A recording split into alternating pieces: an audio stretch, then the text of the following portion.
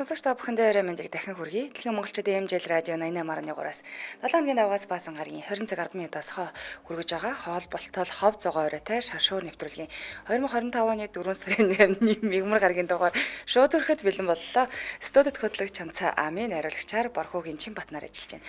За нэвтрүүлгийн хамтраалагчаар архитаа хадгалаа 100 сая эзэн болоороо хадгаламжийн урамшуул дайн дахин зарлагдсан байна. Мөн терапиуны цагирлаа өвдөж цагаа буулд терапиу. Бил 100 ханад чимэндээ хүргэе. Бил 100 ханад хатаас өрөө гайлагтай наа болтол гэхээр би юм хараа цочоод байгаа мах чутлаа. Шар шуу биш тийм. Өөрийнхөө нэвтрүүлэг хараа гайхаад байгаа шүү. Ари би шар шуу хөтэлдэг үү? Текстээ харж ирсэн. Шар шуу. Айгу гоё хэлж штэ. Аам их ч үнгэл хэлж юм шүү. Чамцаа сууж. Имэл юм болоод гайх шүү. За тэгээд бэлзууханууд роминдийг хүргэе. Манайхан тэгээд хоол бол хов зугаа гэж ховоо баццгаая да тийм. За ам ихч бэлэн бистэ хов бацгаад. Бэлэн. Гоё олигтойхон дуурагч. Хоолндоо цадаг өгч гэнэ. Билээ. Хоолоо молоо өвдсөн бага дээрлэхэд байгаа яагаад. Гой дуур. За өнөөдөр танилцуулах алдарт надад урд. Ямар алдарт ярих вэ? За би өнөөдөр Дэвид Майкл Хаслхопыг танилцуулах. За бид юугаар таних вүлээ түүнийг? За маш олон кинонд тоглосонд Baywatch-аар таних юм болов? Бугуун цаг гэдэг кинод таних юм болов? Энд ч одоо телевизийн түүхэнд хамгийн олон оронд гарсан шоу хүмүүс мэддэг. Тэгэн чи Герман улсад нэр хүндтэй дуучин. За царайг нь харуул бүгд таних байх. Герман дуучин байна тий? Үгүй нэрд гарсан. Герман их нэрд гарсан. Герман улсын иргэн Америкийн жүжигчд дуучин байхгүй. Германд алдартай дуучин гэхээр нь л шүү. Яг Германд илүү алдартай л байхгүй юу? За гэтээ Америкийн дуучин. Тийм ээ. Зөвлөлт хөдөлчтэй. Телевизэн салбарыг юм байхгүй юу? Тийм ээ. Одоо ингээд царайг нь хараад таньж байна уу? Ийм хүнөө эрэхтэй дэвшиг байна гэж. За би танилцж ярьж өгнө. Баярлалаа. Дүүнөөс нэг заримдаа хүн мэдэхгүй байгаад тамаа. Тэрийг нуугаад хараад жүжиглээд мэдчихээн гэж хэлчихээр дараа нь та надаас юм асуугаар мэдэхгүй гаддаг байхгүй. Үнэхээр мэдэхгүй. Өө нааш тань штэ гэдэг өнгөт их ч өөдөөс тийчээ тэр киног үзсэн мэт би бүр юм ч үзээгүй царайд. Ямар үйл явдал гардыг би болгоо ард түмнээ хуурч явахгүй гэдэг мэдэхгүй. Чингис хааны жаргал сайхан биш Чингис хааны саран туяа гэдэг шиг юм болох гэдэг байгаа шүү дээ. Чингис хааны жаргал сайхантай адилхан шилж байгаа шүү дээ. За энэ хүний талаар мэднэ их гоё үсэг. Гой би хаатай ах байсан. Усан сэлдэг те. Энэ киноныхан дүрээ. Харин тий усан сэлдэг кинонд тоглодог шүү дээ. Яг ийм болоод байгаа байхгүй би. Их гоё явах гэж. За өнөөдөр танилцуулах алдарт нь л орцгоо. За өнөөдөр үхлийн тоглоом балетчин чөтгөрийн цэцэг гэх мэт бүтээлд тоглосон жүжигчин Ким Жи Хүүний тухай ярихаар бэлдсэн. За өмнө нь бол нэг хальт баасан гарагийн дугаараар дурдчихсан байлээ. Тэгэхээр өнөөдөр дэлгэрэнгүй хувийнх нь мэдээллүүдийг та бүхэнд өгөхөөр бэлдлээ. 1981 оны 5 сард төрсэн хэдэн настай юм шиг санагдаж байна. Их чинь оныг хэлчихлээ дүүн сая. Эхлээ хэдэн настай харагдаж байна гэж асуучаад оныг хэлэх гэжсэн чинь оноо хэлчихэл дандаа асуугаад их юм. 85 оных гэсэн үү? Мэдгүй. Хэд юм шиг байна. Бараг л 40 байхад тий. Энэ асуулт дандаа буруудчиход байгаа. Эхлээд жүжигчнийхээ царайг харуулаад танаас хааж гэнэ үү? Уг нь би айгу тактикт орж нэвтрүүлэхдээ дөө боддог байхгүй. Айгу тийм насаас залуу харагддаг юм хамбал заавал аам ихчээс ингээд насыг асуугаад тэгээ их чи ингээд арай өөр нас хэлэнгүүт нь би үгүй гэдэг айгу сүртэй. Тэр үед би оныг хэлнэ гэж бодож оронгуудаа дандаа оныг хэлжээ дараа нь асуугаад тий. Энэ яг 30 та юм шиг харагдаж шүү дээ. Гүү штэ. За одоо ярьж 1981 оных бүр 43 таа. За болж байна. За баярлалаа. Ингээд сонсох шүү. За багын мөрөөдлөөс нь бас туулцъя. Бага хата сэтгэл зүйч болох мөрөөдөлтэй байсан. Тэгээ ялангуяа гэр бүлийн сэтгэл зүйн зөвлөгөө өгөхийг маш хүсдэг гэсэн юм. Тэгээ тийм ч утгаараа Ажуу их сургуульд сэтгэл зүйчээр суралцаж бакалаврын зэрэгтэй болсон. За гэвч гинтхэн жүжигчин болохоор шийдээд энэ мөрөөдлөө орхисон байдаг. За дуучин болох гэж бас оролцож ирсэн гинэ. Гэхдээ энэ хүн маань ер нь солгоо хоолойтой. Тэгтээ оролцсон. Оролцож ирсэн байлээ. Болохгүй гэж. Би бас нэг энэ мэдээллийг нь орчуулахаас өмнө анх зүгээр дуулж байгааг сонсчоод ер нь бол жүжигчин хүмүүс яг дуулж чадахгүй ч болж толгойд тэгсэн чинь гинт би ч одоо хамтлагт дуулаад гайх. Дуулаг хамтлаг байсан юм уу? Миний тэр сонссон дээр бичлэг дээр л ганцаараа солгоод дуулсан болоо да гэж би бодсон.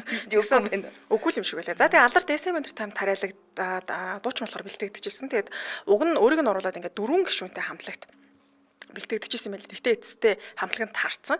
Тэгээ яагаад харцсан бэ гэхээр дууч маань өөрөө сайн дуулж чаддгүй. Тэгээ яг анхандаа Ингэж утсан байгаа л да. За би бол царай бол байна те. Би царай байна. Ам барьчих болно шүү дээ. Ард нэг гоё хүн дуулаа л гэдэг. Тэгээд ийм хөнгөн бодлоор эхлүүлсэн боловч тэр үед дуулж чадахгүй ч гэсэн яг нэг ийм царайлаг байх юм бол тухайн хамтлагийнхаа нүүр царай болох боломж байдаг гэсэн гинэ. За гэсэн идэж дараа нь бодсон маа. Үгүй одоо би нэвтрүүлэгч юм уу те. Ямар нэгэн одоо тайзан дээр гараад дуулаа гэсэн чинь те. Хөтлөгч нь за та тэр хамтлагийн дуу чинь те гараад дуул гингүүд нүүдээс нь уучлаарай би дуулж чаддгүй шүү дээ гэж хэлвэл юу шүү дээ. Ам барьдаг юм байгаа маа гэдэг. Тэгэхээр энэ ер нь дуучин болно гэдэг бол худлаа юм байна. Ер нь л өөр салбар руу зүтгэсэн дээр юм байна гэж шийдсэн. За ингээд ямар салбар руу зүтгэсэн бэ гэхээр дуучин болох бол ингээд худлаа болчлоо. Чадахгүй байна. Гэхдээ надад бол царай байгаа. Нэхлийг царайтай би чинь царайлаг. Тэгэхээр жүжигчин болох гээд нэг үзүүл яад юм болоо гэж бодоод ингээд жүжигчин болохоор шийдсэн. Гэхдээ нэг саяны хэлсэн шиг нэг тийм муухай бодог л бах л та зүгээр яхан хөнгөлөөр те бас нэг арай өөр төстэй салбар руу угаасаа л би чинь алдартан болох мөрөөдөлтэй юм чинь те дуучин болохгүй бол ядаж жүжигчин л бас нэг оролдоод үзье гэсэн орлогыг л хийсэн гэсэн үг. За гэхдээ жүжигчнээр ажиллаж ихснээс хойш бүхэл бүтэн 10 жилийн дараа л өөрийгөө ер нь дажууж үжиглж чадах юм байна гэдгийг мэдсэн гэж байгаа. Тэгэхээр яг бүр ингээд мөрөөдөд ч хүсэж ч гэдэг юм тэр салбар руу ш ингээд урсгалаараа орсон учраас эхний 10 жилд өөрийгөө бол яг тийм мундаг жүжиглдэг гэж нэг боддггүйсэн юм шиг л. За хоёлаа унтрааж чадуулаад дараа юм дэл. Тийм ээ шүү дээ. За аригта хадгалаа зөн сая эзэн болоорой хадгаламжийн урамшуулалт аян дахиад зарлагдсан байна. Тэгэхээр та 16.5% хүртэлх өндөр хүүтэйгээр хадгаламжаа нийлээд сар бүр хосоороо гадаадад аялах эрх нэг харилцагч, 1 сая төгрөгийн эзэн 3 харилцагч, 500 сая төгрөгийн эзэн 5 харилцагч, за сүүлийн 4 хооронд таарсан бүх харилцагч 50 сая төгрөгийн эзэн болоод аяны хугацаанд тодорхой нийтдээ 700 гаруй харилцагчдын нэг нь жилийн эц супер урамшуул болох 100 сая төгрөгийн эзэн болох боломжтой. Шүү дээ тий. Хосоороо аялах гадаад ирэх гэдэг нь аягүй. Манай нэг найз дээр суглаан тоцсон чи яг ганцаараа аялах хэрэг хөгцсөн. Тэгээд нөгөө нөхөртөөгөө явах гэсэн чинь бас тэгээ санхүү манхул болохгүй л байсан юм шиг байна. Тэгээ ганцаараа аялж ирчээд гадаадад энэ хүн гарахаар л ингээл инглээ тэглээ мэджуулаа гэл тэгдэг штэ. Тувтай юм эмо пост ороодсэн штэ. Тэгэхээр эднийх бол ингээ аягүй гоё хосоор аялах эрхийг өгч байгаа юм байлээ. За энэ аян маань 2025 оны 3 сарын 1-ээс 12 сарын 31-ний хооронд үргэлжлэнэ. За 2024 оны супер урамшуул буюу 100 сая эзнэр нь Сэлэнг аймгийн Малчин ах тодорсон гинэ. Хотод орж ирээд ихтлүүрийн салбарт нөгөө хадгаламжаа нийлгээл тэгэл азтан болцсон. Тэгээд өстө нөгөө хувь тавилан гэдэг шиг тэгээд азтан болцсон юм билээ. Би бас боддоо шүү дээ. Бас 100 сая төгрөгийн эзэн болчих юм болоо гэдэг. 100 сая ч юу яа гэж мөрхөх мөнгө шүү дээ. Манайхас ч угаасаа очиж ингээд азтангийн тодруулчихсан шүү дээ. Тийм билүү. Тэр үед дүүн яг ажилласаа гарцсан байсан. Гэрлийн ханжгаа хоёр очижсэн баг шүү. Тийм ээ. За Ариг банкнд 16.5% хүртэлх одоо хүүтэй хадгаламжуудаас сонгоод шинээр хадгаламж нийлгсэн, хадгаламжаа сунгасан, хадгаламжиндаа орлого нэмсэн 50,000 төгрөгийн урамшууллыг нэг эрх аваад за тус урамшуулалд бол оролцох боломжтой болно гэсэн үг. За Эрдэнэ дархан бол Улаанбаатар хотын салбаруудаар үйлчлүүлээд оролцох боломжтой холбогдсон дугаар нь 70 10 техник, 70 10 техник гэсэн дугаар байна. За сошиал аяг нь бол 100 сая Ариг банк цэгийн мөн Ариг банк эмэн гэдээ орохоор байна. Эрдэнэ дархан бол Улаанбаатар хотын салбаруудаар үйлчлүүлж болно. За энд ингээ эхнээсээ Ариг гэж сонсоод энэ нь бол Ариг банк. Ариг та хадгалаад 100 сая эзэн болоорой хадгаламжийн урамшуулалт аян дахиад зарлагдсан байна. Аригтай хадгалаа. Ариг. Харин Ариг гэж сонсогдоод байна. Харин тэгдэг гэсэн. Яг хурдан хэлэхэд тэгээд юм шиг үлээ. За ингээд мэдээлэл өргөжлүүлье. Амралтын өдрийн драманы ханхүү байсан гэж байгаа. Хөвчлэн амралтын өдөр цацагдаг драмад дүрхтэйдэг байсан. Тэгээд энэ одоо амралтын өдөр цацагдаг драма нь ямар утга учиртай вэ гэхээр хөвчлэн гэр бүлээр үзэх боломжтой драма байдаг. Тэгээд маш алдартай ер нь урдаа барьж өгч амралтын өдрийн драма тоглоно. Дээрэс нь илүү их олон ангитай байдаг. Нэг юм 16, 18 ч юм уу 20 ангитай байдаг шүү дээ. За ихтэй нэг 24 ч юм уу. Амралтын өдрийн драманд бараг 50, 60 гэдэг юм 100 гарсан юм олон ангитай байдаг. Тэгээд үзэгчдийн хувьд дандаа юм дундаа стейж насныхаа үздэг. Тэгээд жүжигчин залууг тухайн үед бол ингээд амралтын өдрийн драманы ханхүү гэж нэрлэдэг байсан гэж байгаа. Тэгээд өнгөрсөн хугацаанд бол ихэвчлэн дандаа ийм тууштай, сайхан сэтгэлтэй, ийм нэр төртэй, ер нь л их сайн хүргэн болохоор дүрийг бүтээжсэн гэж байгаа. Тэгээд нэг үзэгчин дандаа дундаа стейж насныхан гэхээр кино драмаг нь үзчихэл. За энэ хөгжил өстой охинтойгоо суулгана гэж боддог гэсэн гэж байна шүү дээ. Тэгээд тэр хэмжээгээр ийм ер нь их эерэг дүрүүдийг бүтээдэг байсан. Гэвч жүжигчний гараа эхлүүлснээс хойш 18 жилийн дараа өөртөө маш том өөрчлөлт хийсэн. Тэр нь үсээ ургуулчихж байгаа байхгүй. Тэгмүүд стил имиж нь өөрчлөлт. Тийм үсээ ургуулад тэгээд нөгөө өмнө нь байсан дандаа л ийм халимгтай засалттай тэгээд яг ийм хослол өмссөн тийм дүр байдаг гэсэн бол сөрөг дүрд тоглож балерина тоглосон тийм. Балерина тоглосон. Шинэ өөрчлөлтийг өөртөө хийж чадсан. Гэтэ анхандаа л айсан л да. Тэр хүмүүстэй дандаа л 90 4-ээр нь хүлээгээд авцсан. Тэгэхээр гинт сөрөг дүр тоглол ингээ гараад ирэхээр хүмүүс яаж хүлээж авах болоо гэдэг тэр айдас бол байсан. Гэхдээ нөгөө талаараа жүжигчин хүн бол бас өөрийгөө олон төрлийн дүр тусныг хүч сорж үзэж явах хэрэгтэй гэж үзээд сөрөг дүр тоглосон. Гэхдээ тэрийг нь бол дийлэх нэгэд үзэгчд эергээр хүлээж авсан байлээ. Одоо төлхөө баг хүмүүс сөрөг төрлийн дүрээр танигдчих шүү дээ. Сайн л хүргэцэн л байна да тийм. Тэгээд нөгөө амралтын өдрийн драма тоглодог гэсэн болоод ч тэр нэг дундаас дээш насныхаа илүү их мэддэг байсан жүжигчин. Одоо бол илүү залуучууд бас тодорхой хэмжээнд таньж мэддэг болсон юм байна. За дараагийн баримтанд төрөлхийн сайхан нуруутай төржээ тэрээр. 2022 онд цацагдсан Money Heist гэдэг энэ ч нөгөө яг Испани киноны солонгос хувилбар л та. Энэ уран бүтээлд тоглохдоо анх удаага юм нэмэх хэсгийн зураг авалтанд орсон. Гэхдээ энэ бол өөрөөр нь хэлж байгаа миний анх удаага болон эцсийн удаагийн нэмэх хэсгийн зураг авалт байсан гэж байна. Тэгэхээр тийм үзэгдэлт бол дахиад тоглохгүй юм шиг байлаа л та. Эвгүй ч тийм. Тэгээд Испани киног үзэх юм бол их хөлбөр нилээн айхтар л нэмэх хэсэгтэй юм байлээ. Үзэлцэж хүмүүс тэр нэмэх хэсэг нь айхтар. Тэгээд яг энэ кинонд тоглож байгаа тэр энэ одоо Ким Жи Хүн жүжигчин бол хамтран тоглож байгаа Ижубын жүжигчний хувьд за Испаниас бол утгааргүй л нэмэх хэсэг төр нь хоёлаа тоглоо те хүмүүст илүү сонирхолтой зүйлсүүдийг харуулъя гэж ярилцсан. Тэгээд зураг авалт хийгдэх үед Ижубын гэдэг нөгөө хослон жүжиглэж байгаа хослон дуулдаг гэдэг шиг. Хослон лоо чамтай жаргая гэдэг үү? Хамтран тоглосон эмэгтэй жүжигчин маань зураг авалт хийгдэх үед бол тийм айхтар романтик уур амьсгалтай байгаагүй. Гэхдээ зураг авалт дуусаад яг драма цацагдсны дараа үзсэн чинь үнэхээр ийм романтик уур амьсгалтай үзэгдэл болсон байлээ гэж ярьсан. Харин Ким Жи Хүн жүжигчний үед би өмнө ч гэсэн тооч хэлж байсан да. Шууд нэмэх хэсэг учраас шалтлаа шүү дээ. Тэгэхээр нөгөө эмэгтэй хүний нэг ариун цэврийн хэрэглэл үүдэн шүү дээ. Ариун цэврийн хэрэглэлийг нөгөө эмзэг хэрэгтэн дээрээ тавиад ингээд тойруулж скотчтоод тэгээд тоглолтог тухайгаа ярьсан байлээ.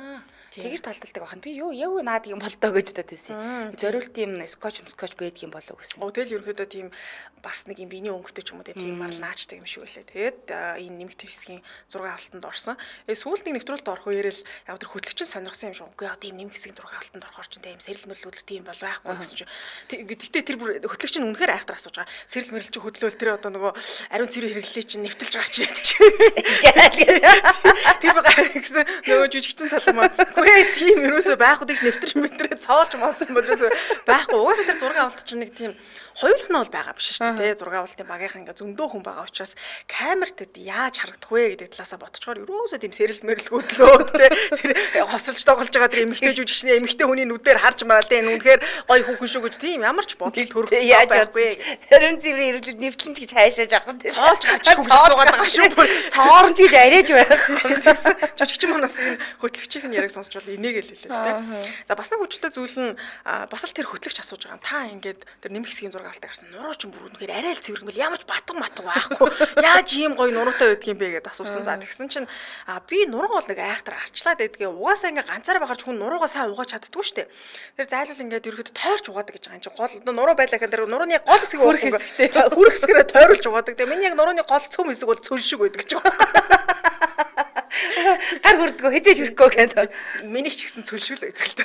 Ер нь бүгд тийм цөлшүүл юмнууд байгаа. Яг нь бас хөөрхөн тосолчдаг гэсэн. Гэхдээ ингээ тойруулж тослоод тэр гол хэсэг нь үлдчихэд байгаа байхгүй. Тэгэхээр тэгсэн то энэ сайхан нурууны нууц нь одоо төрөлхийн л цаанаасаа л заягдсан сайхан нуруу юм одоо батгахгүй тий. За тийм л болж таарч байна. За хайр дурлал руу орцгоё. Цэцэгнээс хөөрхөн хөвгүн гэх драмаар олон танигдсан жүжигчин Куэсон Жанди гэж хэлдэг шүү дээ. Куэсон 2009 онд жүжигчин Ким Жи Хүнтэй үргэлж агсан цувралт өртөжсэн юм байлээ. Тэгээд тухайд гарсан мэдээг нарах юм бол 2008 оны 10 сард танилаараа дамжуулаад энэ хоёр маань танилцаад за 4 сар орчим үргэлж байгаа. Тэгээд сөүлд байх нэг хоолны газар дараа нь кино театрт хамт болцсон. За ингээд 11 сараас жүжигчин Куэсоны тоглосон цэцэгнээс хөргөн хөвгөө драма хит болсноор хоорондоо уулзах цаг завгүй болоод энэ хоёр маань ерөнхийдөө уцаар болцоо бие бинтэйгээ холбоотой байгаа гэсэн мэдээлэл гарч ирсэн байна. Гэвч удалгүй хоёр талаас энэ бол худлаа мэдээлээ. Бид хоёр өөрсөө үерхээгүй гэж аль биесны мэдгэл хийсэн.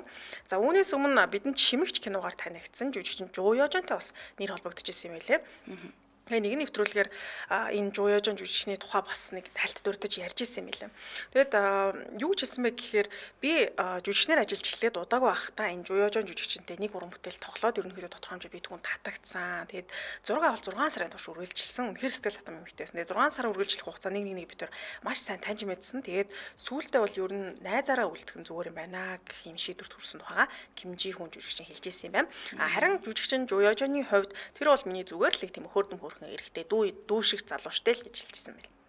Тэгэхээр үгүй л юм байна. Бүсгүүн сонирхоогүй юм шиг лээ. Манай хүн сонирхоо. Манай хүн ганцаараа сонирхоод бүсгүүн сонирхоогүй юм шиг. Тэгснээс өөрөнд тэгээд амаа яа би тэгээ найз уулъя гэж бодсон гэд нөгөө баг зүгээр угаасаа найз уулах байсан баг л та. Үерхэх тийм юу бас өгөөг юм шиг лээ. Тэгээд өмнө нь өгчсэн ярилцлагуудыг сонссон чинь бас их өөртөө ихтгэлтэйч гэдэг юм уу нэг тийм их сонирхолтой байдлаар ярилцлага өгдөг гэсэн. Жишээлбэл нэр холбогдож байсан одоо Куэсон жүжигчин байгаа, Жуё Жон, Исугён, Имжон гэдэг жүжигчтэй нэр холбогдож байсан. Тэгсэн чинь нэг нэвтрүүлэлт орох үеэр би надтай нэр холбогдож байсан дөрвөн бүсгүүн аль нэгэн тэгээд үерхчихсэн гэж ярьжсэн. Тэгэхээр ч хүмүүс аль нь юм болоо гэж сонирхоо шүү дээ. Тэгээ нөгөө Parasite кино тоглосон Жуёжон жүжигч юм болгүй би түүнтэй бол өргөж байгаагүй тэгэхээр тэр чигсалтаас намайг хасан дээр баха гэсэн ярьсан чинь дараа нь энэ Кимжиун жүжигчин нэвтрүүлэлт орох үеэрээ үгүй Жуёжон үнийг хэлж байгааг та нар яаж мэдэх надад өргөж байсан билүү гүүч юм билүү гэд хэлсэн байлаа.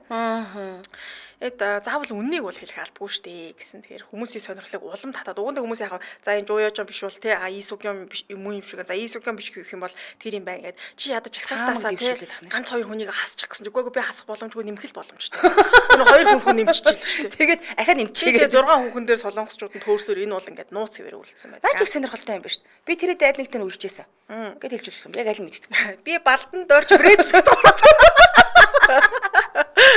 аль зөө аль нэгэнтэй би өргөжчихсэн гэж. Тийм аль нэгэнтэй л өргөжчихсэн гэдэг шиг юм тамаг л бол гаргаж ирсэн юм байна. За дараагийн үргэлжлэл нь 2019 онд нэвтрүүлэгч Юн Хуян гэдэг бүсгүүтэй өргөжчаа гэсэн мэдээлэл цацсан. За энэ хоёр мөн бүр Чэжүү гарал руу хамтдаа аялсан. За тэгээд Instagram-ыг үзэх юм бол маш төстэй буюу нэг газарт байгаа зургуудыг ижлэхэн поцтой зургууд ингээ оруулсан гинэ. Тэгсэн чинь нэрэл ингээ харьцуулаад харахаар үнэл байгаадсан л та.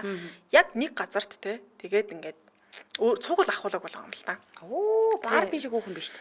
Instagram-д оруулсан мөлий. Өө тийм байна уу? Таны хэлэхээр л анзаарлаа. Google дээр шиг хөөхөн биш. Том нүд мүдтэй юм бэ яасан.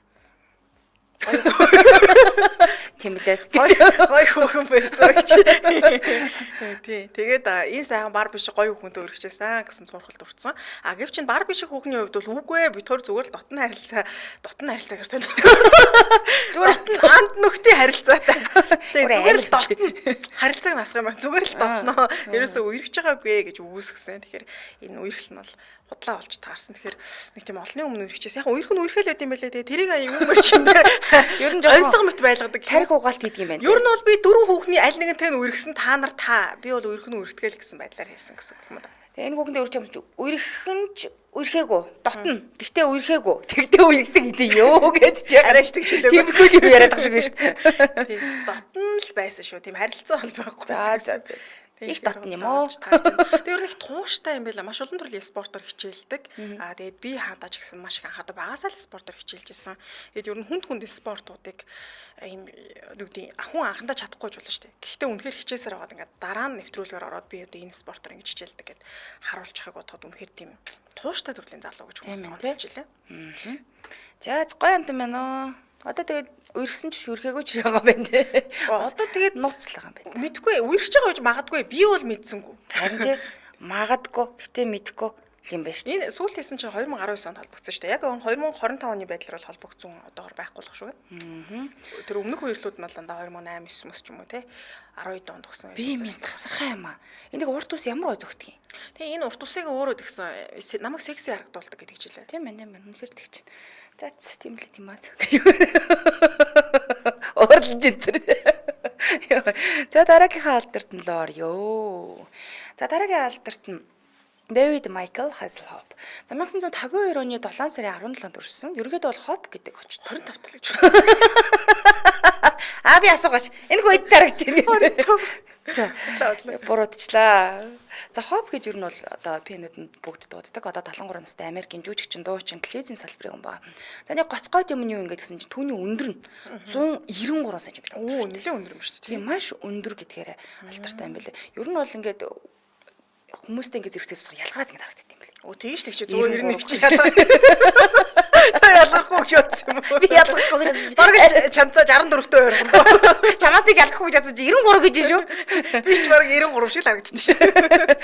Харин тэгээд ихсэн. За алдарт хүрсэн кинонууд нь яасан гэсэн чи Night Rider буюу Мордон гэдэг кино байлаа. 1982 оноос 86 он хүртэл цуврал юм кино. Энийгээр ер нь бол олныг танил болсон гэж болно. Энэ кинонд болохоор нэг Кит гэдэг нэртэй ухаалаг машиныхаа хамтаар л хэрэг илрүүлэл яваад байгаа юм л да. Тэгээ Майкл Найтийн дүрийг бүтээснээр илүү их алдартай болсон. За Baywatch гэж байгаа. Энэ болохоор 1989-с 2001 оны хооронд гарсан цуврал гол дүр тогснороо дэлхийд даяар тэр дундаа Европт асар их алдар нэрийг олсон ба. За энэ цуврал нь болохоор дэлхийн түүхэнд хамгийн олон орнд гарсан цуврал шоу гэж үздэг юм байлээ. За нөгөө талаасаа дуучин талаасаа гэвэл Дэвид Хаслхоф болохоор Европ ялангуяа Герман улсад маш их нэр хүндтэй болсон. Яагаад гэвэл чинь бүр учиртай юм байлээ. Looking for Freedom гэдэг дуу нь 1989 онд Берлиний хан нэртэй тий хоёр Германыг цагалсан байсан. Ханыг яг уналтын үеэр асар их шуугаан тариад бэлэг тэмдэг болсон дуу юм байлээ бүр. Өө тийм үү. Тийм гинэ. Тэгээ тэр ханыг нурааж авах үед нэг гарч таарад тэр ханыг баг энэ дуунаас олж нураасан ингээд бөө яриа байдаг юм байна. Тэгээ ер нь бол тэр түүх энэ дуутай их холбогдоод идэв. Чи яг холбогддог. Тэгээ тухайн үед энэ Берлиний ханан дээр энэ дуу гортол очиж дуулж ирсэн. Ямар нэртэй дуу гэсэн бэ? Looking for Freedom. Дуу нь сонсч тэр. Тэгэхээр дуу сонсч суугаад иддэг те.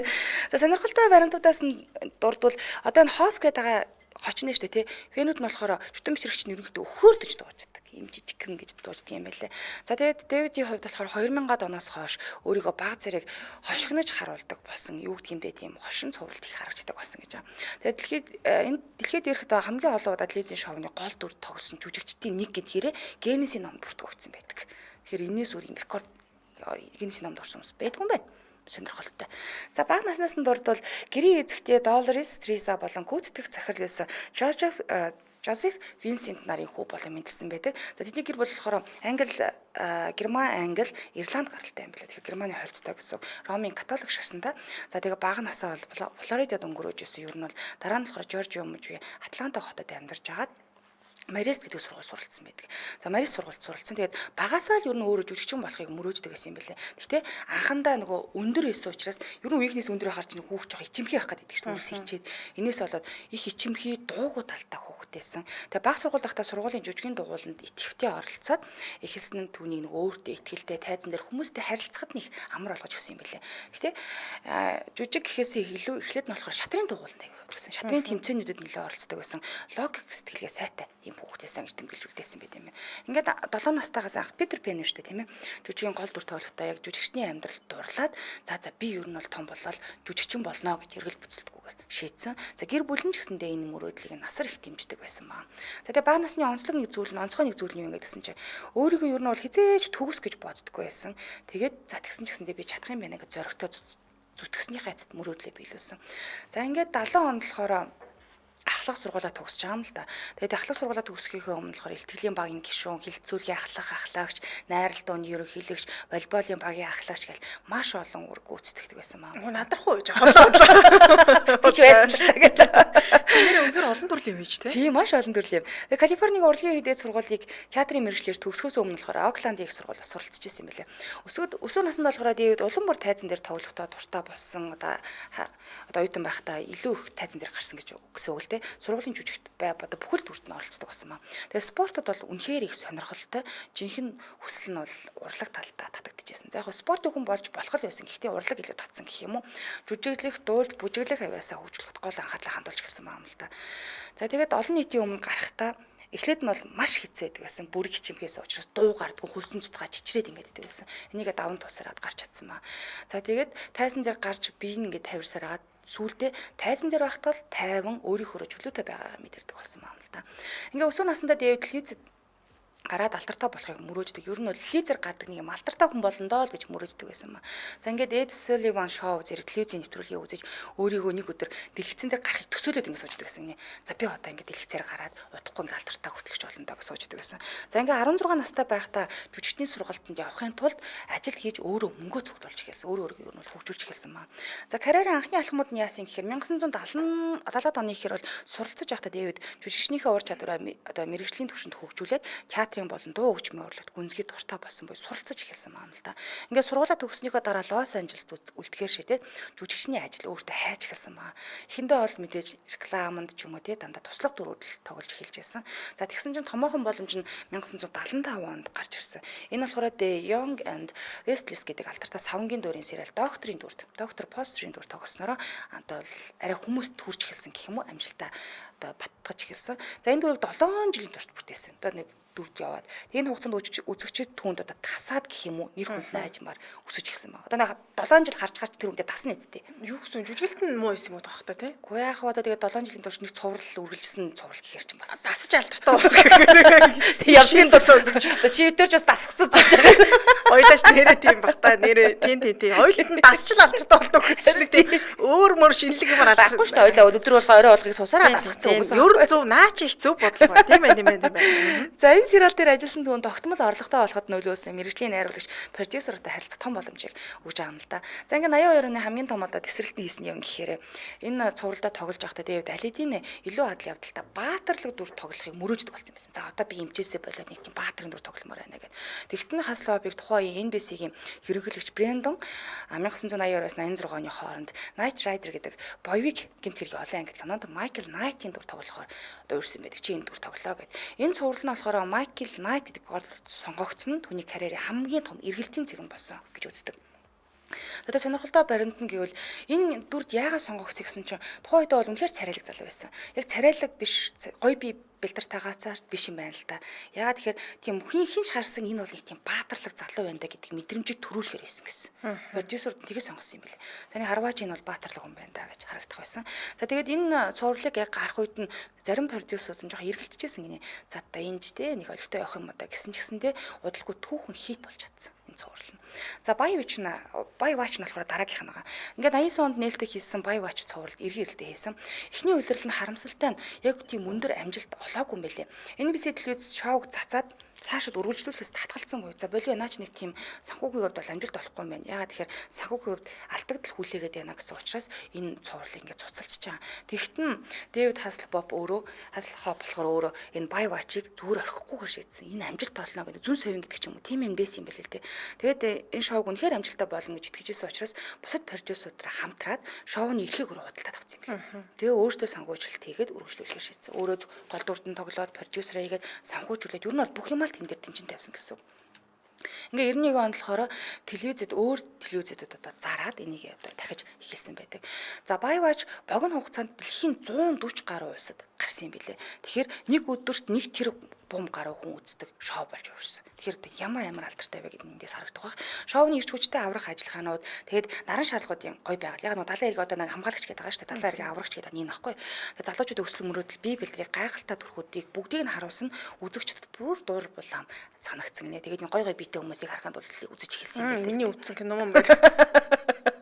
За ингээд Baywatch-ыг амжилж чадсанараа энийхээ ачаар түүхэнд хамгийн алдартай телевизийн од гэдэг өргөмжлөлийг хүртсэн байдаг. За тэгээд энэ цувралын хувьд бол 11 улирал 242 анги гарсан юм. Үу тийм бол анги юм. Чи харахгүй шүү. 11 тийм хаа сүүл рүүгээ ах жоохон хөгшөрцөө харагдаж байна тийм. Ах арай өөр болж байгаа шүү. Тийм байна, арай өөр болсон. Одоо ч ингээ үргэлжлээд баг явж байгаа шүү. Сүүл рүү алдартнууд яваад байгаа шүү. Одоо бас гарч л байгаа юм тийм. Өмнө нь хэрэв гараагүй бол саяхан л дууссан байгаа ах. За тэгээ энэ шоунаас чи хийгээд дүрсэн гэж чи Paris Hilton, Dwayne Johnson Rock штэ тий. Джонсон нарын үеийн алдартнууд урам зориг авсан энэ дээр ч бас гарсан байдаг. За тэгээд хожим 17 он дахиж гарсан юм билээ шинжилж нэрээ. Энэ дээр нь болохоор Дэвид тусгай жүжигчний дүрээр өөрөө оролцсон байдаг. Тэгээд шоугаа аврахын тулд өөрөө хөрөнгө оруулаад Baywatch-ийг дэлхийн хамгийн их үзэгчтэй домог цуврал болгож чадсан байдаг. За тэгээд анхандаа бол үнэхээр баг төсөвтэй хэцүү байсан. Мөнгө төгрөггүй тий. Өдөр бүрийнхээ зураг авалтын мөнгө хэмнэхийн тулд маш цөөхөн камер ингээ ашиглаж байсан гэж. Нэг 2 камер ингээ ашиглаад. За тэгээд нэг одоо зураг авалтыг нэг л удаа авах хэмжээнд ингэж сайн ихийг оролцдог байсан. Тэгээд жүжигчид ч гэсэндээ маш бага цайлаа авч ирсэн юм билээ. Яа тэгэхээр Дэвид Хаслбоп хүртэл анхны улиралд ерөөсөө мөнгө аваагүй тогссон байх жишээ юм. За ингээд харамсалтай нь Дэвид Хаслбоп хувьд өөрөө шоуны амжилтын дараа архины асуудалд орж ирсэн. Байнгын нөгөө актер алдар нэр дарамттай орчинд ажилласнаас стресс, сэтгэл зүйн асуудалтай болоод заримдаа өөрийгөө ажил амьдралын тэнцвэрээ олохгүй байх гэж яриад ерөнхийдөө ууж эхэлсэн баг. За амьдралд нь ингээд өөрчлөлтүүд гарч эхэлнэ. За хамтрaalчаа танилцуулъя. Тераплийн цагирлын өвдөж цагаа буул терапли. За танд нусгаар ал найдаа, хамар битүүрэх, бие царайх, толгой өвдөх, халуурах, булчин өвдөх, зэрэг шинж тэмдэг илэржээвэл терапли ханиалгын эсрэг бэлтэмлэг хэрэглээрэй. За терапли лимон үйлчлэгч бодисын хувьд бол өвдөлт намдаа халуун буруулах үйлдэлтэй, судас агшаа, хамрын битүүрлэг арилгах үйлчлэгээтэй, хамрын шүүрэл нус гоожих те, ялгарлыг зогсоож харшлын эсрэг үйлдэл үзүүлнэ. Витамин С-ийн дархлаа дэмжих үйлчлэгээтэй байдаг бахан халуун бүлийн шингэн уух нь хоолон өвдөлтөг болно намд хахад тустай байдаг байх нэ. За дэлхийн эрүүл мэндийн байгууллага санаа томоогийн ихэнх үед халуун шинг ихээр явахад зөвлөгөө өгдөг. За терапевтик бол халуунаар нь яг унахынхаа өмнө уух нь илүү тохиромжтой үр дүнтэй гэж заадаг юм байлээ. Хэрэглэх зааврын хувьд бол нэг удаа бэлтгэлийг шаардлагатай 4 ба 6 цагийн зайтай хэрэглэн 24 цагийн хугацаанд 4-өөс олон удаа бэлтгэлийг хэрэглэж болохгүй. Бэлтгэлийг 4-өөс бага цагийн зайтай хэрэглэж болохгүй. Бэлтгэлийг 12-оос доош насны хүүхэд хэрэглэж болохгүй. За сошиал хаяг нь e-tips захим зөвлөгөө гэж ахаар мэдээлэл гарч ирнэ. За мөн бүх эмийн сангуудаар борлуулагдаж байгаа. Тэгэхээр манайхан заавартай нас заавшгүй танилцах хэрэгтэй шүү хэрэглээс өмнө. Хамтран ажилласан терапевтийн цаг ирлээ өвдөж цагаа болд терапевт юу байлаа. Баярлалаа. За ингээ алдар нэрт хүрхийн хэрээрээ бас л одоо уналтанд л болж байгаа юм л да. Яасан гэхээр энэ цувралыг бүтээх хооронд бас л жүжигчд хоорондоо нэлээд маргалддаг байсан юм байл л дээ. Яагаад гэдгсэн чинь шоунд амжилттай одоо шоуны амжилтанд томоохон хувь нэмэр оруулсан, фамили андурсан гэдэг шүү дээ, тийм ээ. Зарим жүжигчдүүд хоорондоо нэг цалин гэрээний маргаа үүсэж эхэлж байгаа. Зарим жүжигчдүүд илүү цалин аавна, зарим жүжигчдүүд бага цалин аавна гэдэг ч юм. Эндээс болж болсон. Тэгээ зарим жүжигчдүүд шоуг орхихдоо би хангалттай үнэлэгдэхгүй байна гэж гомдлоо шоуг бол дундаас нь шууд орхиод ингээ гарч ирсэн. За тэгээд дээрэс нь шоун дээр би бэлтрийн хувьд төгс харагдахыг шаардаж эхэлсэн. Хүмүүс дагам дураад байгаа учраас жүжигчид жингээ барих хэрэгтэй болж байгаа. Биеийн галбараа хадгалах талаар нь жоохон тарамттай болж ирсэн. Таргалж болохгүй, булчинтай байх хэрэгтэй гэдэг ч юм уу тий. Энэ нь болохоор зарим жүжигчдэд сэтгэл зүйд муугаар нөлөөлж ирсэн. Тэгээ үзэгчид бидний зөвхөн нөгөө гоё харагдахын тулд л үнэлдэг гэж яригдаж эхэлсэн юм л да. За тэгээ нийгмийн шүүмжлэл юу гэж хүлээж ирсэн бэ гэхээр наад цувралчинд гоо сайхны хит шүтцсэн юм шүү. Арай л тэнийг гинэн тэнэг шоу байна гэж шүүмжилж ирсэн. Тэгээ зарим судлаачдын хувьд болохоор аврах ажиллагааны талаарх ойлголтыг олон нийтэд түгээгээд хүргэж штэ гэдэг талаар нь бас нэлээд өргөсөн юм байлаа. За ингээд 96 онд Хаслхоп Холливуудын алдрын годамжинд өөрийнхөө оттой болсон. За дуушны карьер нь нөгөө нэг актер тунаас эхэлсэн штэ. Looking for Freedom гэдэг хич тун бол яасан ингээд тэгэхээр Герман улсад бүр аимшигтай төсөөлөхөөргүй их алдартай болсон дуу гэдэг. Гол сэдвийн эрхчлөөний тухай дуу байгаа юм л да. Яг тэр жил нь болохоор Берлиний хан нуурсан, онцгой цаг үе таарсан. Энэний улмаас Looking for Freedom гэдэг дуу Германд эрхчлөөний бэлэг тэмдэг гэж үзэх болсон юм л да. Ингээ 80 оны 12 сарын 31-нд шинэ жилийн баярын үеэр Дэвид Берлиний ханан дээр очиж тоглолтоо хийсэн. Тэгээ Looking for Freedom гэдгийг мянган үеийн өмнө бүр өөрөө амьдараа дуулж үзүүлсэн юм билээ. Тэгээ тэр үедээ нэг юм өмсөх хувцас аягүй сонирхолтой гэрэлтдэг нён гим гэрэлтэй цамц өмснөөр улам мартагдашгүй дүр төрхийг үлдээсэн буюу энэ зураг нь одоо хүртэл алдартай юм бэлээ дуулж исэн үе. Тий. Тэгээд энэ тоглолтод Дэвидийг Европт баатарлаг нөлөө бүхий од болгож чадсан байдаг. За араас нь хит хитэн цомог гаргасан Герман, Австри, Швейцар топ чартад удаан хугацаагаар байсан буюу тэргүүлж эхэлсэн ба. Яагаад Европт ийм их амжилттай байсан юм гэхээр тухайн үед Европ, Америкийн поп хөгжмийн хандлага маш хүчтэй орж иж исэн үед яг ингээл таарсан. Тэгээд Дэвидийг эрэг энергитэй урам зориг өгдөг дуунууд. За тэгээд мөн кинон тоглосноор аль хэдийн танигдсан байсан учраас илүү их алдартай болсон гэх юм уу да. За тэгээд өөрөө нэг хэлсэн байдаг л да. Америк намайг машинтай залуу гэж ярьдаг бол харин Европ эрхчлөөний дуучин гэж яригддаг гэж хэлсэн. Тэгээд ер нь бол Европт аялын тоглолтоо хийж эхэлсэн томоохон концертын цуврал зохион байгуулж ирсэн. Германд түүний тоглолтод 70 мянган хүн оролцож ирсэн байдаг. Тэгэхээр тийм ихтэй алдартай. За германчууд Дэвид Хаслхопыг юу гэж хүлээж авсан гэдгсэн чинь чи манай ханыг нураахад тусалсан шүү гэж айгүй ярьдсан юм байна. Тэгээ энэ дууга дууснараа одоо хан нураахад хувь нэмэр оруулсан хүн гэж үздэг юм билээ. Зарим хүмүүс болохоор тоглоом шоглоомоор чи ханны эсрэг жинхэнэ тэмцэж чадсан гэж бас хилтгэл юм байлээ. За тэгээд 2014 онд болохоор Берлинд нэг шөнийн клубт хүмүүсийг татахын тулд Дэвид Хаслхопын музей байгуулах аяг өрнөсөн байдаг. Бүр музей нэт юм байлээ. Тэгээд клубын эзэн юу гэсэн гэхээр түүхэн хүмүүсийн дурсгалыг авч үлдэх ёстой. Яагаад Дэвид биш те тэр хүний одоо авч үлдэх ёстой гэж ярьсан байт юм билээ. За тэгээд Looking for Freedom буюу караоке дуу одоо караокед ордог шүү дээ тий. Тэгсэн чинь караоке клубүүд нь топ чагсаалтанд одоо хүртэл тогтмол багтдаг буюу хүмүүс одоо хүртэл дуулдаг. Тэгээд төрсгөө дөрөөрөө дуулдаг гэж энэ хөрөм бүр баярын арга хэмжээгээр хүртэл энэ дуу дуулдаг гинэ. Тэр тийм алдартай. Тийм бай тий. Байх нь. За хувийн амьдралаас нь дуртай тийм ээ. Хаслхопын намтар ном Making Waves гэдэг ном нь болохоор 2006 оны 9 сард их Британд гаргасан байдаг. За 2006 оны 4 сард төгссөн ярилцлаганда тэрээр энэ номонд хүний хувийн амьдралын асуудалтай хэсгүүдийн талаар ер нь бол сүүлийн бүлгийг танилцуулна гэж хэлсэн байдаг. 15 оны 11-р сард Хаслхоп өөрийн нэрийг Дэвид Хоп болгож өөрчилсөн YouTube хуудасаараа дамжуулан зарласан байдаг. Дараа нь тэр нэрээ за би нэрээ өөрчлөхөө боллоо гэж мэдгдсэн байт юм байлээ. Тэгээ энэ видеонууд тухай болох сурталчилгааны компанид ажлын нэг хэсэг л болж ирсэн байдаг. За тэгвэл гэр бүл нь орё. 3 удаа гэрэлсэн. Анхны эхнэр нь болохоор Катрин Хикланд гэж анх жүжигчин энэ бүсгүүдийг гэрэлсэн. Тэгээ 84 оны орхосуудын хувьд гэрлээд яасан ингээд тэгэхээр нөгөө Knight Rider гэдэг кинонд хамт тоглож исэн. Тийм учраас танилцаад ингээд. Тэгээд зочноор тоглож исэн. Харамсалтай нь тэдний гэрлэлт бол удаа үргэлжлэхгүй буюу 89 онд аль биесээр салсан хосуудын хувьд бол дундаас хүүхчтэй байгаагүй.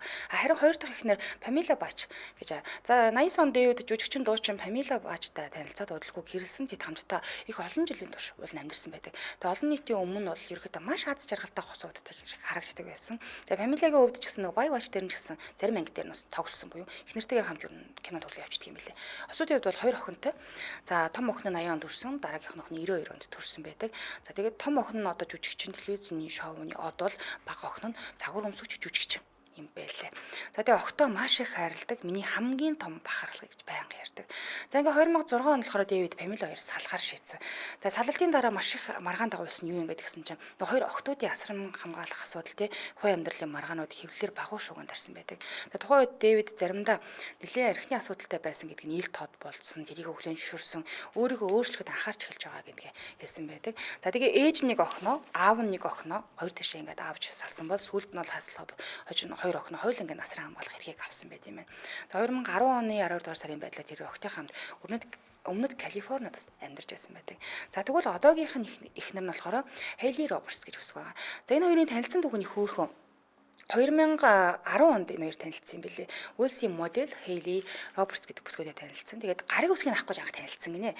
2011 онд Дэвид Hasselhoff Улсад нэг телевизийн шоунд оролцоод явж байсан юм байна л да. Тэгсэн чинь Хейли Робертс түнтэй тарангуудаа уучлаарай таны гарын үсгийг авч болох уу гэхэд нь та надад гарын үсэг өгч болох уу гэхэд Дэвид их инээдтэйгээр хариулсан гинэ. Гарын үсэг өгөх үү?